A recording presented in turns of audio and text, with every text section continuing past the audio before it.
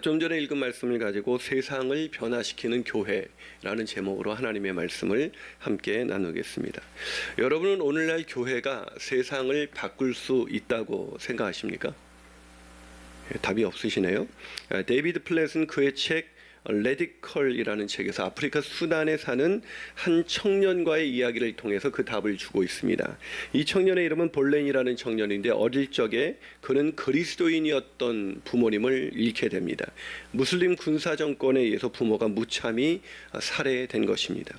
부모를 잃은 그는 그야말로 고아가 되어서 참담하고 비참한 현실을 살아가게 되죠. 그런데 그렇게 부모를 그리스도인이라는 이유 때문에 처형당한, 그것도 이슬람에 의해서 처형당한 그 부모의 자녀인 볼렌이라는 이 청년은 얼굴에 구김살이 없었던 것입니다.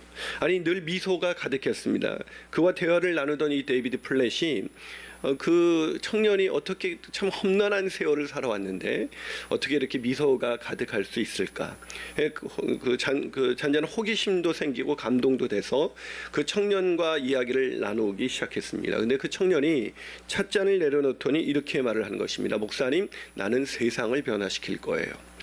아프리카에 황당하지 않습니까? 아프리카 폐허가 된 나라의 한 구석, 그것도 가진 것이라고는 부모도 다 잃고 맨주먹밖에 없는 청년에게는 도무지 어울리지 않는 말이었습니다.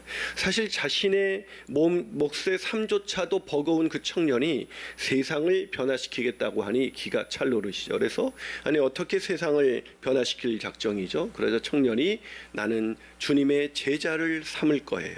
모든 민족을 제자로 삼을 거예요. 온 세상의 모든 사람을 제자로 삼는다고? 너무 의아해서 그렇게 묻자 이 청년이 씩 웃으면서 말했습니다. 안 될 것 없잖아요.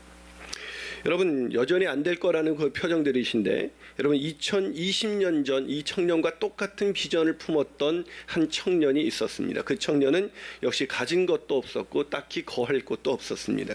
또 그가 불러 모은 사람들 역시 보잘것없는 어부들에 불과했습니다. 심지어 죄인이라고 낙인 찍힌 세리도 있었죠. 누가 봐도 이 청년과 이 청년이 모인 사람들이 세상을 바꿀 거라고는 아무도 생각하지 않았습니다. 아니, 모인 누구도 그 청년을 비롯해 세상을 변화시킬 만한 그런 모습이 보이지 않았습니다. 그러나 그 청년은 모인 사람들을 데리고 제자 훈련을 시작했고 마침내 그 청년에 의해 세상은 변화되기 시작했습니다. 바로 예수 그리스도와 그의 제자들에 관한 이야기죠. 세상 변화, 민족 치유, 세상 변화의 비전을 품고 31명의 기도 모임으로 시작된 우리 교회는 이제 건강한 교회로 성장해 오늘 333 비전의 첫걸음인 이 30개 교회 개척을 위한 이 동탄 성전의 오픈을 눈앞에 두고 있습니다. 그러게 저는 오늘 본문을 통해서 우리 교회가 또 하나의 교회가 아니라 민족을 치유하고 세상을 변화시키는 교회로 이 땅에 존재하게 되기를 소망합니다. 그래서 이 어두운 세상이 변화되는 것을 마침내 목도하게 되기를 주님의 이름으로 축원합니다. 그렇다면 우리 교회가 어떻게 세상을 변화시킬 수가 있을까? 어떻게 우리가 세상을 변화시킬 수 있을까? 첫 번째로 세상을 위해 존재하는 교회가 되어야 합니다. 교회가 세상을 변화시키기 위해서는 세상을 위해 존재해야 한다는 것입니다. 오늘 보면 13절과 14절을 한번 같이 읽어볼까요? 13절과 14절입니다. 시작. 너희는 세상의 소금이니 소금이 만일 그 맛을 잃으면 후에는 아무 쓸데없어 다만 밖에 버려져 사람에게 뱉을 뿐이라. 너희는 세상의 빛이라 산 위에 있는 동네가 숨겨지지 못할 것이요. 자, 반복되는 단어가 뭐예요? 세상에라는 단어예요. 세상의 소금이고 세상의 빛이다. 그렇습니다. 교회는 세상을 위해 존재하는 공동체입니다. 바꾸어 말해서 교회가 세상에 유익이 되지 않는다면 교회는 이 땅에 존재할 필요가 없는 것입니다. 그런데 안타깝게도 교회가 오늘날 존재의 이유를 상실하고 있습니다. 그것은 사람들이 교회가 들어서는 걸 별로 달갑게 여기지 않습니다.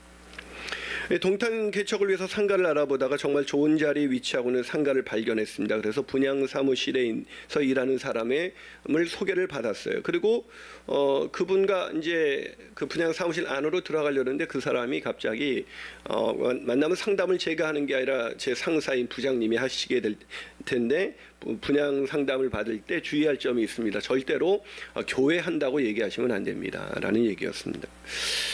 그래서 어떨결에 이제 들어갔는데 그 부장님이 나한테 뭐 할 거냐고 묻는 거예요. 뭐 교회할 거라고 이렇게 그 친구가 신신당부해서 이게 거짓말을 할 수도 없고 교회한다고 말할 수도 없어서 대충 얼버리고 뭐 좀 한다고 그렇게 하고 근데 평수 빌리는 게 일단 사이즈가 크니까 그 부장이 급 호기심을 보이면서 계약하고 싶다고 꼭 연락 달라고 했습니다. 나와서 그 친구가 계약 이제 하면 되겠다고 그래서 제가 어디 교회 하지 말라면서 어떻게 제가 속이고 교회가 나쁜 일을 하는 것도 아닌데 제가 속이면서까지 제가 이 위치가 좋지만은 계약하고 싶지는 않습니다 하고 돌아오자 그 사람이 이렇게 말했습니다. 목사님, 저도 교회 다니지만 솔직히 사람들이 교회 들어서는 거 좋아하지 않잖아요. 그날 계약을 안 하고 그냥 교회를 돌아오는데 사무실에 앉았는데 일손이 손에 안 잡혔습니다. 그리고 무작정 성경을 펼쳤습니다. 그리고 교회의 기원이 기록되어 있는 사도행전을 읽기 시작했습니다. 심란하면 그냥 성경 읽거든요.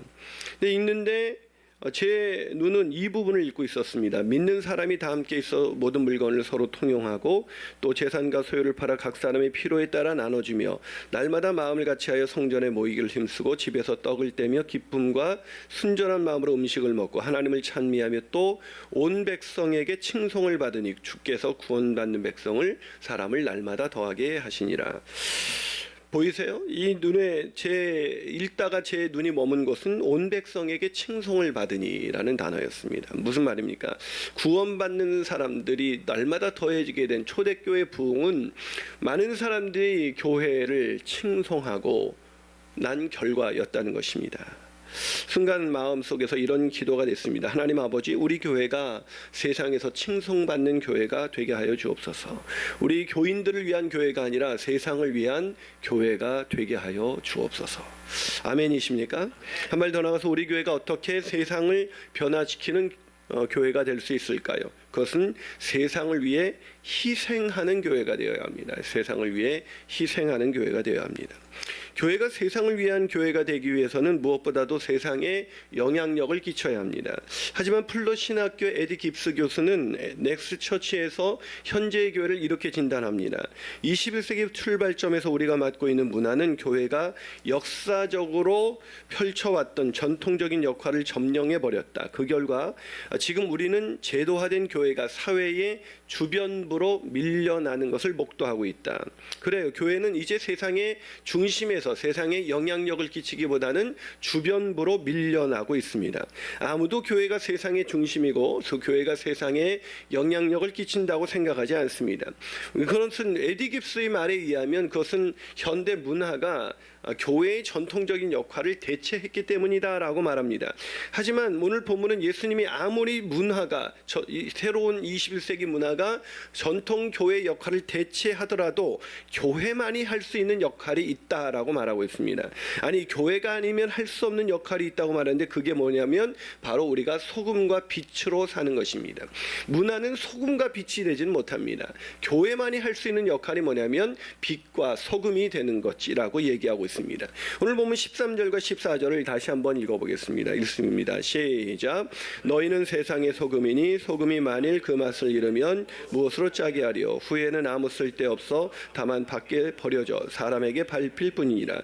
너희는 세상의 빛이라 산 위에 든 동네가 숨겨지지 못한다. 이게 무슨 뜻입니까? 자, 빛과 소금이다. 이 소금이 된다는 걸 많은 사람들이 오해합니다. 그냥 부패를 방지하고 음식의 맛을 내는 것이다 이렇게 생각하지만 그 당시 이스라엘의 생활 풍습을 연구해 보면 이 소금의 역할은 그런 게 아닙니다. 이 소금은 이 이스라엘의 그 생활 풍습을 잘 연구한 유모세 선교사라는 분이 열린다 성경이라는 책을 썼는데요. 그 책에서 소금의 역할을 이렇게 말합니다. 소금이 짠맛을 잃을 수 있을까? 이것은 오늘날 우리가 생각하듯이 요리에 들어가는 짠맛을 내는 양념으로서의 소금이 아니다. 진흙 화덕 밑에 깔리는 불쏘시개로 사용되는 소금이다. 옛날엔 연료가 없어서 이 소금이 이 불쏘시개, 연료를 태우는 불쏘시개로 활용된 것입니다. 무슨 말입니까? 소금이 되라는 것은 방부제나 양념의 역할이 아니라 우리가 다 번개탄처럼 누군가의 불쏘시개가 되는 인생이 되라는 것입니다. 즉 다른 사람의 인생을 활활 타오르도록 만들라는 것입니다. 빛이라는 말씀도 마찬가지입니다. 빛이 뭡니까? 이 초가 빛을 태우려면 자신을 태워 다른 것을 비추는 것입니다. 무슨 말이냐 뭐냐면 소금과 빛이 되라는 것은 우리의 인생을 통해서 이 죽어있던 인생을 다시 한번 살려서 활활 타오르는 인생이 되게 하라라는 것입니다. 말씀드린 것처럼 우리는 333 비전의 위대한 첫걸음인 동탄성전에서 첫 예배를 드리는 날을 맞이하고 있습니다. 이 성전이 준비되기까지도요, 수많은 사람들의 희생과 헌신이 있었습니다. 누군가 자신을 불태워 이 성전이 가능하게 만든 것입니다. 이 과부의 도랩돈처럼 들어진 아름다운 헌신이 많이 있었죠.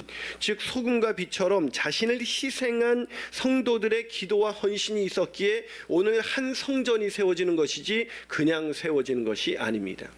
우리가 누군가에게 영향력을 끼친다는 것은 나의 희생이 없이는 불가능하다는 것입니다.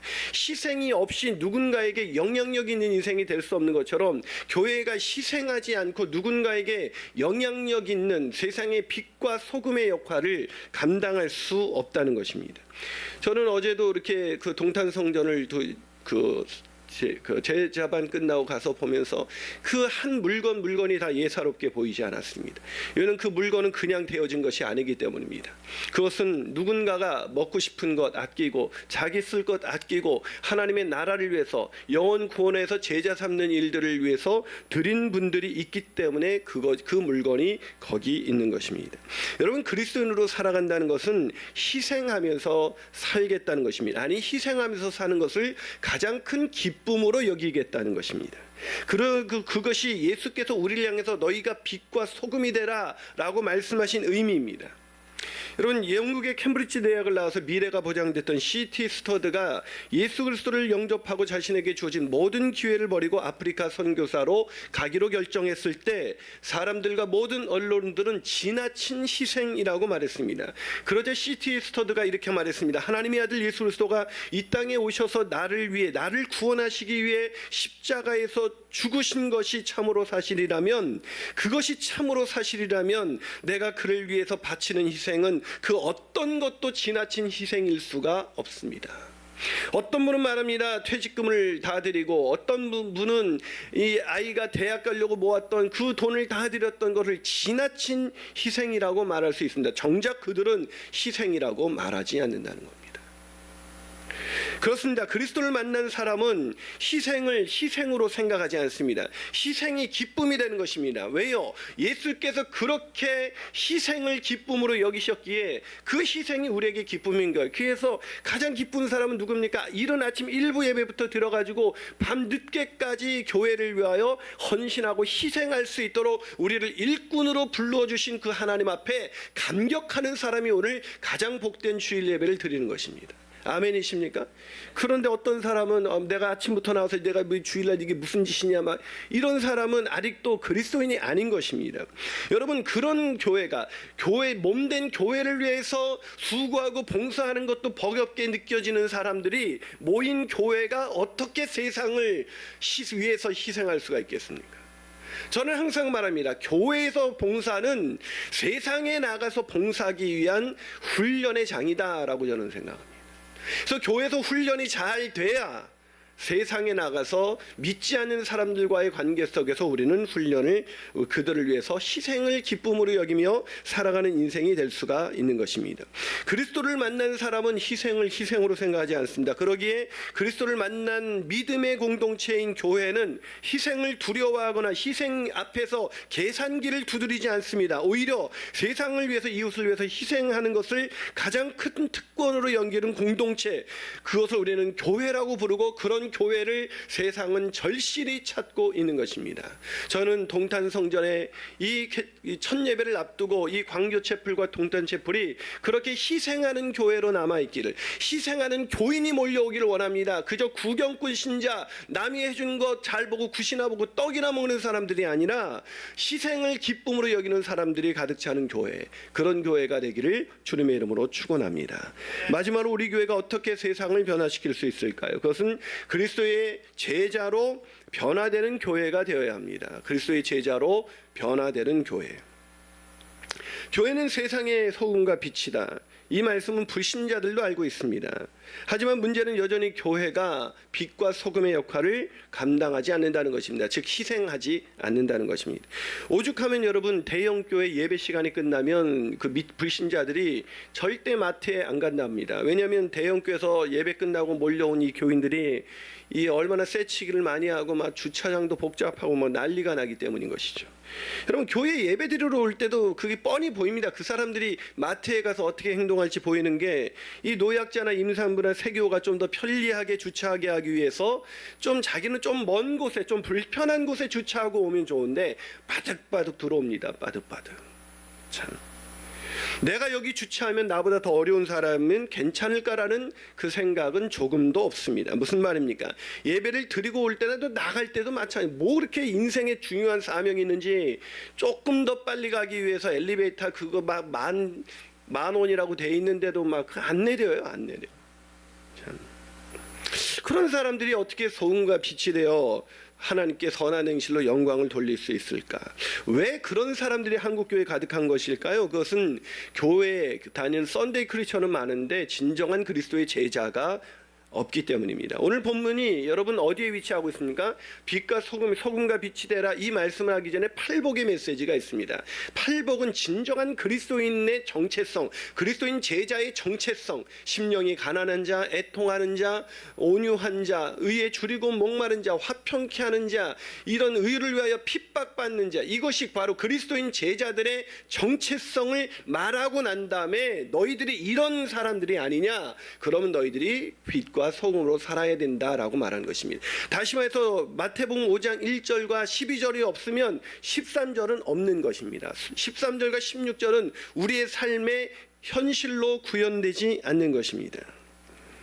여러분, 우리 빛과 소금이 되기 위해서는 무엇이 더 중요하다고 얘기하고 있습니까? 제가 먼저 그리스도인의 참된 제자가 되어야 이게 가능하다는 것입니다. 그러게 우리 교회의 333 비전의 첫 번째 삶은 3,000명의 제자 공동체가 되는 것입니다.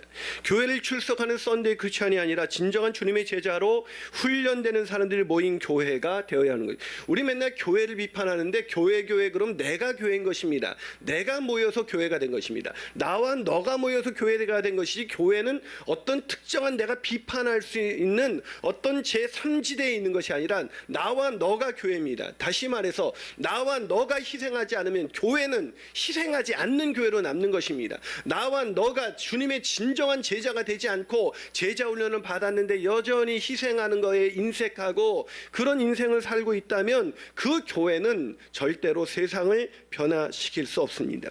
그러게 오늘 우리가 동탄성전의 첫 예배를 드리면서 이제 이 333 비전의 이 분립개척, 이 건강한 교회가 세상을 이롭게 하는 교회가 세상을 변화시키는 또 하나의 교회를 세우기 위해서 우리가 먼저 던져야 할 질문은 나는 진정한 그리스도의 제자로 살고 있는가인 것입니다. 이런 질문을 던져보시죠. 나는 심령이 가난한 겸손한 사람인가 아니면 오만하고 교만한 사람인가?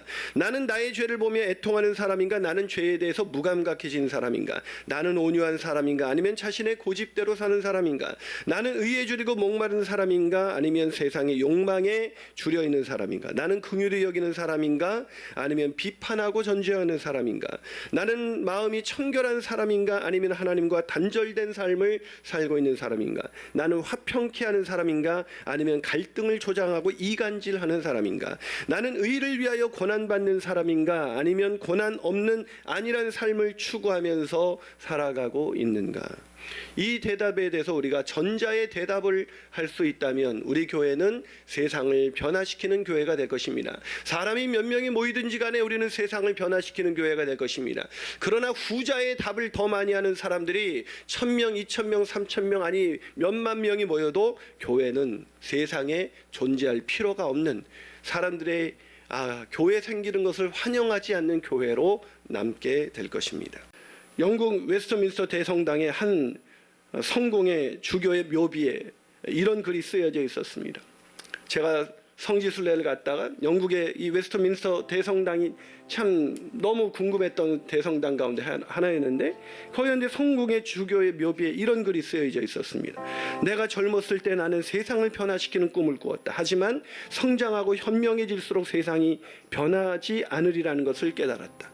그래서 내 시야를 좁혀 나는 내가 사는 나라를 변화시키겠다고 결심했다. 그러나 그건 역시 불가능하다는 것을 깨달았다. 황혼의 나이가 되었을 때 마지막 필사적 시도로 내 가족을 변화시키겠다고 결심했다. 그러나 아무도 변화를 받아들이지 않았다.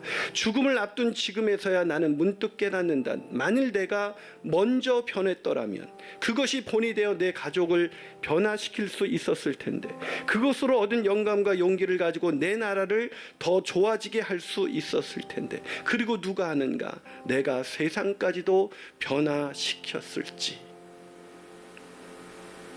사랑하는 여러분, 우린 지난 8년간 민족을 치유하고 세상을 변화시키는 교회가 되기 위해서 의미 있는 헌금을 드릴 때마다 그것을 어렵고 힘든 이웃들을 위해서 나눴습니다.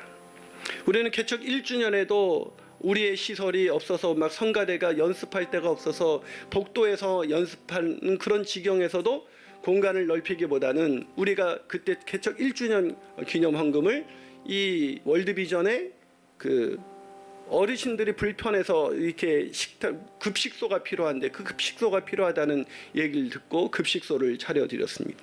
저는 오늘도 이제 동탄 체프를 오픈하는 오늘 우리가 오늘 첫 예배 주일헌금을 월드비전에 드리기로 저는 결정합니다. 진도 7이 넘는 강진과 쓰나미로 폐허가 된 인도네시아의 슬라웨시 섬 사람들의 이 소식을 여러분도 지금 뉴스로 듣고 있을 것입니다. 그들의 이 막막한 그 상황에 우리가 이 교회가 세워지는 이때에 우리가 그들을 향해서 섬기라는 하나님의 뜻으로 받아들이고 오늘 저는 주일헌금을 그들에게 드리기로 결정합니다. 우리는 교육자실에 지금 동탄 성전의 교육자실에 컴퓨터도 다 구비가 되지 못했고 아이들을 향한 예배실의 예배 장비도 다 구비가 되지 못했습니다.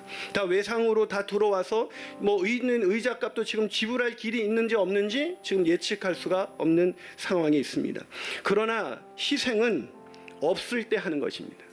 있을 때 하는 것은 희생이 아닙니다. 우리는 가진 것이 없지만 우리를 부욕케 하시는 그리스도를 소유하고 있기에, 아니 우리는 지금 가진 것이 없지만 주님께서 우리를 또 예비해 주실 것을 믿기에 우리는 없는 중에도 오늘 주일헌금을 인도네시아 슬라웨시 섬 사람들의 긴급 구호 자금으로 드릴 겁니다. 우리가 드리는 것은 정말 작은 것일 것입니다. 그러나 그 과부의 두랩돈 같이 드려지는 우리의 그 헌신을 통해서 우리는 또 다시 한번 기억해야 할 것이 있습니다. 우리 교회가 왜 존재하는가? 그것은 바로 세상을 변화시키기 위해서 존재하는 것입니다. 여러분, 진정한 그리스도인의 공동체인 교회, 그 안에 사는 진정한 성도들은, 진정한 주님의 제자는 희생 앞에서 계산기 두드리지 않습니다. 희생을 자기만 하는 거라고 괴로워하지 않습니다. 오히려 나를 희생할 수 있는 자리에 불러주신 것을 감격해하며 주님을 따라 희생하는 삶을 살아갈 수 있는 것을 가장 큰 특권으로 여기는 것입니다. 그러나 구원금을 드리는 것보다 더 중요한 것이 있습니다. 그것은 세상을 변화시키는 교회가 우리 교회이길 원한다면 저와 여러분이 먼저 주님의 제자가 되어야 한다는 것입니다. 같이 기도하시겠습니다.